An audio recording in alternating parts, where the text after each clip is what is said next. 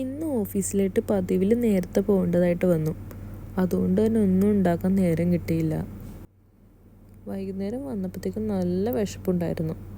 പിന്നെ ഒന്നും നോക്കിയില്ല, കുറച്ച് ചോറുണ്ടാക്കി വെച്ചു.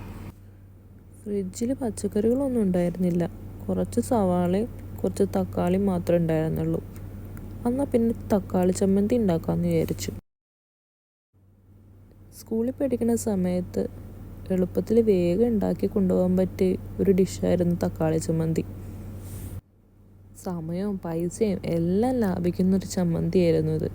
എന്നാൽ ടേസ്റ്റിന് ഒട്ടും കുറവ് തന്നെ ഇല്ല. വിശപ്പ് കൂടി വന്നുകൊണ്ടിരുന്നു. അതുകൊണ്ട് ഒന്നും നോക്കിയില്ല.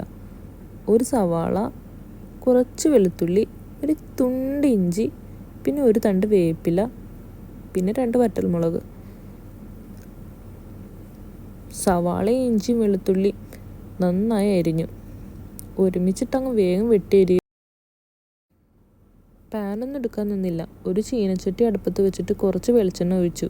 അതിലേക്ക് കുറച്ച് കടുക് ഇട്ട് കൊടുത്തു. അതിനുശേഷം വറ്റൽമുളക് ഇട്ട് കൊടുത്തു, വേപ്പില ഇട്ട് കൊടുത്തു.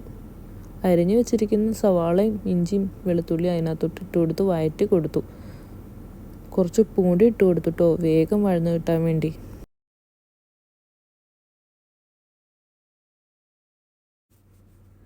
ഇതൊന്ന് വഴന്ന് നന്നായി സെറ്റായി കഴിഞ്ഞപ്പോൾ ഞാൻ കുറച്ച് തക്കാളിയും കൂടി ചേർത്ത് കൊടുത്തിട്ടോ. കുറച്ച് വലിയ കഷ്ണങ്ങളായിട്ടാണ് ഞാൻ നുറുക്കി വെച്ചിട്ടുണ്ടായിരുന്നത്. അതാകുമ്പോൾ പെട്ടെന്ന് വെന്ത് കിട്ടും.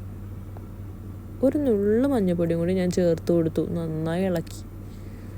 പിന്നെ തീയൊന്ന് കുറച്ച് വെച്ചിട്ട് എനിക്ക് കുറച്ച് പാത്രം കഴുകാനുണ്ടായിരുന്നു.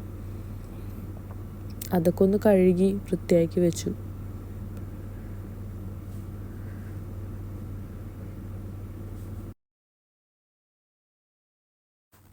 ഇതൊന്ന് വെന്ത് കഴിഞ്ഞ് കുറച്ച് മുളക് പൊടിയും കൂടിയും ചേർത്ത് നന്നായിട്ട് ഇളക്കി കൊടുക്കും. Dish ready.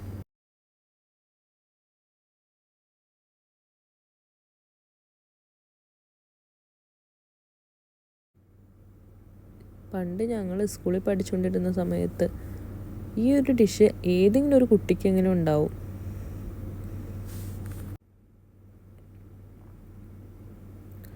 ഇപ്പോൾ വേറൊന്നും തന്നെ ഇല്ല.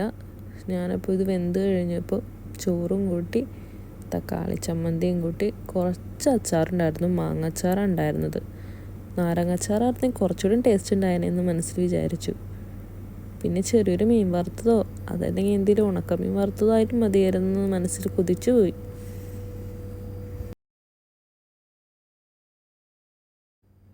അപ്പോൾ ഇന്ന് അതിനുള്ള നേരമൊന്നുമില്ല. ഇടയ്ക്കൊക്കെ ഇങ്ങനെയൊക്കെ ഒന്ന് ട്രൈ ചെയ്യണ്ടേ. അപ്പോൾ ഇന്നത്തെ വിശേഷം ഇത്രയൊക്കെ തന്നെ ഉള്ളൂ. നിങ്ങൾക്ക് എല്ലാവർക്കും എൻ്റെ വീഡിയോ ഇഷ്ടപ്പെടുന്നുണ്ടെങ്കിൽ ലൈക്ക് ചെയ്യാനും കമൻറ്റ് ചെയ്യാനും സബ്സ്ക്രൈബ് ചെയ്യാനും നിങ്ങളുടെ കൂട്ടുകാർക്കൊക്കെ ഒന്ന് ഷെയർ ചെയ്ത് കൊടുക്കാനും മറക്കല്ലേ. ഞാൻ പുതിയ വീഡിയോ ഇടുമ്പോൾ നോട്ടിഫിക്കേഷൻ കിട്ടാൻ വേണ്ടി ബെല്ലൈക്കൺ ഒന്ന് ഇനേബിൾ ചെയ്ത് വെക്കണേ. അപ്പോൾ ഓക്കെ, ബൈ.